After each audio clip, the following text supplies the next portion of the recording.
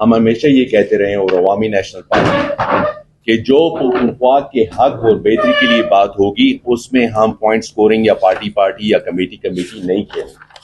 NFC का issue था, शफी जान वहां पे थे, मीरा खान थे, इन्होंने हमें कहा, स्पीकर साहब ने, हम इनके साथ खड़े होके वहां पे हमने ये प्रेस कॉन्फ्रेंस की है कि जो हमारा हक है। ये जो सब्जेक्ट अभी है ये इस लिहाज से नहीं है कि बजट एलोकेशन, रिसोर्सेज, ये चीजें अगर उसमें आप जाते हैं तो ये मैं नहीं है, मैं उसमें बात नहीं करता हूं। जो हमारी सूबा और जो सूबा इतना ज्यादा महरूम रहा है और जो सूबा पाकिस्तान की खातिर कुर्बानी देता रहा है, हमें तो चाहिए कि ज्यादा बरात मिलने चाहिए। और दूसरा वो डिबेट अलहदा है। देखें, इसमें मैंने काफी आपके जर्नलिस्ट से बात की है, कोई भी miss information, disinformation, we are all liable, हम रिस्पॉन्सिबल हो गए। अगर हो तो आप रिस्पॉन्सिबल होंगे कि आप उसकी आइडेंटिफिकेशन करें। उसके अलावा अगर यहां से कई ओवरसाइट होती है, ओवर यूज ऑफ पावर होती है, तो हम उसकी रिस्पॉन्सिबिलिटी लेते हैं। लेकिन आपने देखा होगा कि अनफॉर्चुनेटली हमारे मीडिया वाले अक्सर लोग अच्छे हैं, लेकिन वो अपनी ऐसी इख्तियारात मिसयूज, आजकल डिजिटल का दौर है, हर एक आदमी अपना सोशल मीडिया पे चीजें कर सकते हैं और हम इसको इवेल्युएट करेंगे। अवामी, हम सब आपके साथ ये कर रहे हैं कि इससे हमारे सूबे को और हम अवामी लोग हैं, हमें इससे फायदा होगा। ब्लू पासपोर्ट देखें, इतनी बड़ी बात नहीं है। हम पब्लिक नुमाइंदे, अगर और लोगों को मिल रहा है, इतना ज्यादा मिल रहा है, मुझे कोई ये बता देते कि इससे अवाम को क्या फर्क पड़ रहा है। आया मैं ये समझता हूं कि आपको, और जैसे कूडी साहब ने बात की है, मैं खुद आजकी और बाकी जगहों पे किया था, तो आपकी रहनुमाई अच्छी होगी। मैं तो इस चीज से कासिर हूं कि हम खासकर पुख्तून क्यों नहीं अवाम होते। जब तक हम साफ इमेज नहीं बताएंगे तो आपकी इकोनॉमिक डेवलपमेंट जो क्रुक्स है हमारी, वो नहीं अच्छी होगी। आपने बात की है कि ओवरसाइट ऑन पावर और ये चीजें, मैं खुद, मेरी 1 साल से आप स्पीचेस सुन रहे हैं, हम सब ने ये बात की। अगर हम पार्लियामान में बैठे हैं तो हमारा ये इख्तियार है, हमारी ये आईनी ड्यूटी है कि हम लेजिस्लेशन करेंगे और हम अपनी अवाम का मुकदमा और उनकी जो जरूरत है वो टाइम पे कमेटियों में और असेंबली में लाएंगे और ब्यूरोक्रेसी उसकी पाबंद होगी। तो ये ज्यादा इख्तियारात हमें दे रहे हैं जिसकी हमें जरूरत है। और मैं इस पे ये बात खत्म करता हूं कि देखिए, हम करप्शन लगे रहते हैं, बिल्कुल उसकी तैयारी होनी चाहिए, बिल्कुल हिसाब किताब देना चाहिए, लेकिन एक फैसला आपका लेट हो जाता है, उससे कितना नुकसान होता है। अगर आप उसको भी मॉनेटाइज करना चाहते हैं तो वो भी आपको बता दीजिए। तो मेरा ख्याल है इसमें कुछ शिकनी सही है। और जो वेपन्स की बात है और इसके साथ जो पासपोर्ट की बात है, वो कंटेंजेंट है upon the approval of the federal government. मैं तो मीडिया से ये कहूंगा, जो बिल्कुल आप लोगों का काम है क्रिटिकल एनालिसिस करना, एकेडमिक डिबेट जनरेट करना, और इसके ऊपर जनरेट करनी चाहिए आपको। हमारा काम जो है कानून साजी करना और जो हमें बेहतर लगेगा। मैं तो चाहता हूं, इस फोरम से मैं अपने लोगों को कहना चाहता हूं, जो मैंने तो प्रपोज किया जो स्पीकर के लिए रेड पासपोर्ट होना चाहिए, ब्लू से भी एक स्टेप आगे। क्योंकि अगर गवर्नर के पास रेड पासपोर्ट, जिसकी डिफिनीशन डिप्लोमेटिक पासपोर्ट की है, उसके पास हो सकता है, जो कि अनइलेक्टेड होता है, अगर स्पीकर जब गवर्नर बनता है तो उसके पास क्यों रेड पासपोर्ट नहीं होता। और ये ब्लू पासपोर्ट, तो मैं पहले अपनी मिसाल दूंगा, बहुत सारे मुल्कों में मैं गया हूं, एज अ गेस्ट स्पीकर गया हूं। अगर मेरे पास ब्लू पासपोर्ट ना होता तो शायद, और मुझे बुलाया जाता है एज अ पार्लियामेंटेरियन। और ये दुनिया में, मतलब पाकिस्तान में जितने भी गवर्नमेंट ऑफिशियल्स जाते हैं फॉरेन स्टडीज के लिए, चेवनिंग स्कॉलरशिप पे जाते हैं, फुल ब्राइट पे जाते हैं, उनको ब्लू पासपोर्ट दिया जाता है, जिस तरह उन्होंने बताया 54,000 है। तो ये तो पर्टिनेंट जो कल से चल रहे हैं। उसके अलावा मैं तो यहाँ पे बैठा हूँ, जो आपके अच्छे अच्छे सवालात आए और उसके ऊपर हम आपको, मतलब जो है ना, अपने जवाबात दें, ताकि टाइम आपका भी वेस्ट ना करे, जो भी आपके दिल में है, ताकि पर्टिनेंट उस सवाल पे आ जाए। और अरबाब साहब अगर कुछ कहना चाहते हैं, मैं तो अपना जो कल से चल रहा है उसके हवाले से दे दिया। अगर उसके अलावा कोई बात करना चाहते हैं, शौकत साहब भी। स्पीकर कॉन्फ्रेंस में ये बात तय हुई थी, जिसमें गिलगित बल्तिस्तान भी था, AJK भी था और बाकी जो सूबाई असम्बलियाँ थी सारी थी। तो उस पर यह फैसला हुआ था कि तमाम कवानीन जो है पार्लियामेंट के हवाले से वो यकसानियत उसमें आ जाए। तो ये जो कुछ अमेंडमेंट आ रही है, ये बेसिकली सिंध असम्बली से ली गई हैं या पंजाब असम्बली से ली गई है, उनको यकसानियत लाने के लिए। बाकी तो 1974 और फिर 1988 जो एक्ट है, ये सारी चीज़ें मौजूद है, लेकिन अब चूँकि दोबारा उसमें वो यकसानियत लाने के लिए चीज़ें दोबारा आई हैं, तो उससे थोड़ा सा ये। हाँ, एक चीज़ है जो आपके कंसर्न के हवाले से है, वो मैंने बताया भी है इनको, शायद कुंडी साहब उसको वो करें, कि ये जो अनऑथोराइज मैटर्स के हवाले से कि सहाफ़ियों पे ये कदम जो लगाई गई या जो जुर्माना लगाया गया, इस पे ज़रा ये करें, क्योंकि इस पे बहुत सारे सहाफ़ियों के तहफ़्फ़ुज़ात भी हैं। और आज जो शायद आपकी कोई इजलास भी हो रहा था, तो मैंने रिक्वेस्ट की कि आप इजलास ना करें, आप आएँ पहले, बैठें इनके साथ, और शायद हो सकता है आप कन्विंस हो जाए, नहीं तो आप अपनी तजवीज़ दे सकते हैं। लेकिन चीज़ें जो है ना वो ऐसी हों कि अगर कोई कानून कौमी असम्बली का मौजूद है, सेनेट का मौजूद है, या पंजाब और सिंध के अंदर है, तो फिर हम यहाँ से क्यों मतलब वो करें उसको। ये एक दो तीन बातें थी, बाकी चीज़ें जो है वो इन्होंने बता दी है। देखिए, एक चीज, जिन नुकात पे सहाफ़ी बरादरी को इतराज़ात हैं, हम उस पर भी बात करेंगे, आप सबसे बात करेंगे, और उस पर भी हम, जिस तरह सीएम अफरीदी साहब ने कहा है कि हम तो काले जो चैनल्स हैं जो रोज़ाना कोई ना कोई इस सूबे की हुकूमत पे कीचड़ उछालते हैं और कोई सबूत नहीं है उनके पास, हमने तो कभी उनको कुछ नहीं कहा। तो जो भी आपकी रिजर्वेशन है, क्योंकि 1988 का जो एक्ट है उसमें जो सहाफ़ी बरादरी का, उसमें जो चीजें हैं वही रेप्लिका 2026 के एक्ट में है। अगर फिर भी अगर कुछ सहाफ़ी बरादरी को इस पर एतराज है तो हम उसकी रिवीजन जरूर करेंगे। तमाम मीडिया हाउसेस का, तमाम चैनल्स का, डिजिटल मीडिया का सहाफ़ी बरादरी का शुक्रिया अदा करता हूँ कि आप इस प्रेस कॉन्फ्रेंस को कवर कर रहे हैं और आप बड़े शॉर्ट नोटिस पे यहाँ पे आए हैं। और आप सबको यहाँ बुलाने का मकसद ये था कि कल से कुछ चीज़ें जो हैं एक्ट के हवाले से कंफ्यूजन का शिकार है। आपने देखा होगा कि मुख्तलिफ लोग मुख्तलिफ चीज़ें जो है वो सर्कुलेट कर रहे हैं।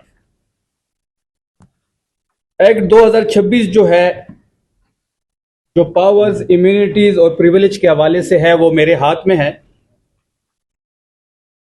और कल से आप देख रहे होंगे कि मुख्तलिफ चैनल्स पे, मुख्तलिफ डिजिटल प्लेटफॉर्म्स पे मुख्तलिफ चीज़ें डिस्कस हो रही हैं, ऐसी चीज़ें डिस्कस हो रही हैं जिसका इस एक्ट में नामो निशान भी नहीं है। एक्ट से पहले आपको ये पता होना चाहिए कि काबीना से कुछ चीज़ें काबीना के पास आई थी, और काबीना से जो मंजूर शुदा पार्लियामेंटेरियंस प्रिविलेज बिल का मसूदा जो सूबाई असम्बली को भिजवाया गया था, इसमें कुछ तरमीम की गई हैं। कैबिनेट के पास जब ये चीज आई और कैबिनेट ने इसको पास किया, और जब कैबिनेट ने इस चीज को असम्बली भेजा, तो असम्बली के अंदर मेंबर्स ने, हमारे अपोजिशन के कुछ मेंबर्स ने इसमें अमेंडमेंट्स की। इस वक्त 4 चीजें डिस्कस हो रही हैं। इसमें ब्लू पासपोर्ट है, इसके साथ साथ असले के लाइसेंस है, इसके साथ साथ जो है जस्टिस इन पीस पे बात हो रही है। देखिए, जो कैबिनेट से मंजूर हुआ, जो ब्लू पासपोर्ट के हवाले से बात थी, उसमें सिर्फ मेंबर्स के लिए 5 साल का जो पासपोर्ट 1988 एक्ट में अलाउड था वही था। बाद में जब वो हाउस में आया, उसमें ना कैबिनेट से स्पाउस वाली बात थी उसमें, और ना ही लाइफ टाइम वाली बात थी। जो कैबिनेट से ड्राफ्ट पास हुआ ब्लू पासपोर्ट के हवाले से, उसमें ना स्पाउस वाली बात थी और ना ही लाइफ टाइम वाली बात थी। जब वो असेंबली पहुंचा वो ड्राफ्ट, तो कुंडी साहब ने उसमें अमेंडमेंट की, उसकी फुटेजेस भी चल रही हैं और हाउस के अंदर उसको पेश किया गया। और आज वजीर आला साहब की आपके सामने शायद फुटेज आई भी होगी, उन्होंने बड़े क्लियरली ये डायरेक्शन दी है स्पीकर खैबर पख्तूनख्वा असम्बली को कि ये वाहिद असम्बली है पूरे पाकिस्तान में जो अवाम के वोट से आई है, जो अवाम के बाजुओं पे आई है, और यहां पे ऐसी कोई भी चीज पास नहीं होगी जो खैबर पख्तूनख्वा की अवाम की तर्जुमानी ना करती हो।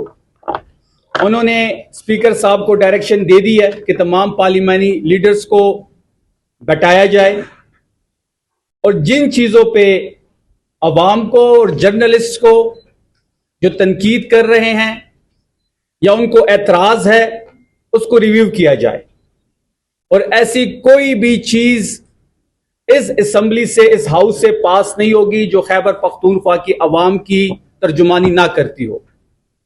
इसके साथ साथ दूसरी जो चीज थी, अगर आप देख लें, कौमी असेंबली में जो MNAs हैं उनको ब्लू पासपोर्ट मिलता है लाइफ टाइम के लिए, स्पाउस को भी मिलता है, बच्चों को भी मिलता है। सेनेट में भी ब्लू पासपोर्ट मिलता है, लाइफ टाइम के लिए मिलता है, स्पाउस के लिए भी मिलता है और बच्चों के लिए भी मिलता है जो डिपेंडेंट हो। और पाकिस्तान में इस वक्त 57,000 ब्लू पासपोर्ट्स हैं, 1300 रेड पासपोर्ट्स हैं, डिप्लोमेटिक पासपोर्ट, और पाकिस्तान में पार्लियामेंटेरियन शायद 1000 होंगे। तो 57,000 पासपोर्ट्स किस किस के पास है, इस पे भी बात करनी चाहिए। सिर्फ सियासतदान क्यों टारगेट हो रहा है? तमाम जिसके पास ब्लू पासपोर्ट है उनकी लिस्ट आनी चाहिए कि वो कौन से लोग हैं जिनको ऑथराइज नहीं भी है और उनके पास ब्लू पासपोर्ट है। इसके साथ साथ दूसरी बात जो थी वो लाइसेंस की थी। 4 लाइसेंस पहले से अलाउड थे और इस अमेंडमेंट में 4 लाइसेंस मजीद पेमेंट पे अलाउ किए गए हैं सिक्योरिटी पर्पस की वजह से।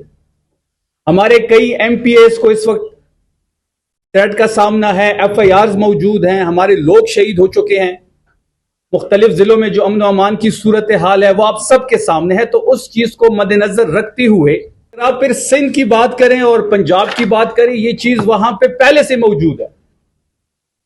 मैं ये समझता हूं कि खैबर पख्तूनख्वा में जो MPAs की मरात है वो सबसे कम है। हमारी तनख्वाह 1,75,000 रुपए है, पंजाब की, सिंध की 6-6 लाख है, बलूचिस्तान की 8 लाख है, MNA और सेनेट की भी 8-8 लाख है। 2013 से तहरीक इंसाफ की जब से हुकूमत कायम हुई है कोई तनख्वाह नहीं बढ़ाई गई। और ब्लू पासपोर्ट के हवाले से भी 2009 में भी करारदादें पास हुई हैं, 13 में भी हुई हैं, 15 में भी हुई हैं, 19 में भी हुई हैं और 24 में भी हुई हैं।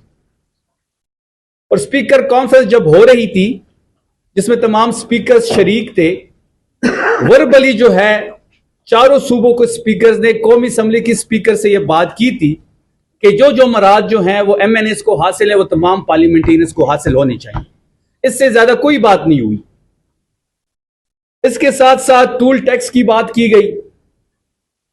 टूल टैक्स तो पिछले 20 सालों से पार्लियामेंटेरियंस के, जजेस के, जर्नल्स के लिए फ्री है। ये कोई नई चीज नहीं है। आप खैबर पख्तूनख्वा असेंबली के 1988 का एक्ट उठा लें और 2026 का एक्ट उठा लें, 99% सेम है। मराद कम हुई होंगी, ज्यादा नहीं हुई। और जिस किस्म का प्रोपेगेंडा हो रहा है वो हमारी समझ से बिलातर है। खैबर पख्तूनख्वा हुकूमत को क्यों टारगेट किया जा रहा है? बजट हो तो खैबर पख्तूनख्वा हुकूमत पे एम्फसाइज होता है। सबसे ज्यादा कंपोज बजट खैबर पख्तूनख्वा ने दिया है। क्या आप तमाम जर्नलिस्ट हैं, बड़े बाखबर जर्नलिस्ट हैं, क्या कभी इतना एम्फसाइज सिंध पंजाब के बजट पे हुआ है? सिर्फ खैबर पख्तूनख्वा, क्योंकि यहां पे इमरान खान की हुकूमत है, यहां पे आम लोगों की वोट से एक असेंबली बनी है, इसलिए यहां पे एम्फसाइज हो रहा है, क्रिटिसिज्म हो रहा है। इसके साथ साथ अगर आप सिक्योरिटी की बात हुई A और B की, तो बहुत सारे MPAs स्पीकर साहब को ऑन रिटर्न भी दे चुके हैं कि सिक्योरिटी के हवाले से उनको बड़े इश्यूज हैं। पुलिस उनको सिक्योरिटी नहीं देती, तो B कैटेगरी की सिक्योरिटी उनको दी गई है। और B कैटेगरी सिक्योरिटी यह है कि 2 कांस्टेबल और 1 हवलदार। बहुत सारे MPAs के पास 10-10 गार्ड्स हैं, किसी के पास 5 है, किसी के पास 3 है, किसी के पास 8 है। तो इस चीज को यूनिफॉर्म करने के लिए सिक्योरिटी की जो क्लास B है उनको दी गई है। वो भी अगर किसी की जरूरत हो, वो डिमांड करेगा तो उसको भी जो कैटेगरी की जो सिक्योरिटी है वो मुहैया कर दी जाएगी। और इसके साथ साथ जो सरकारी रिहाइश गाहों की बात है वो तो पहले भी था। अगर आप 1988 का एक्ट उठा लें कि 2 दिन जो आप स्टे करते हैं वो फ्री होता है और तीसरे दिन आप पेमेंट देते हैं।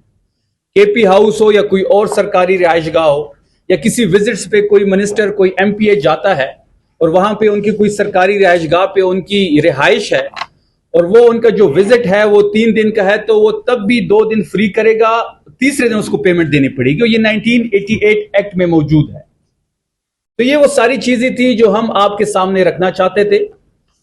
कुछ लोग इस पे पॉइंट स्कोरिंग कर रहे हैं, आप सिंध का एक्ट उठा लें, मैं आपको उसकी कॉपी भी दूंगा, मैं आपको पंजाब की कॉपी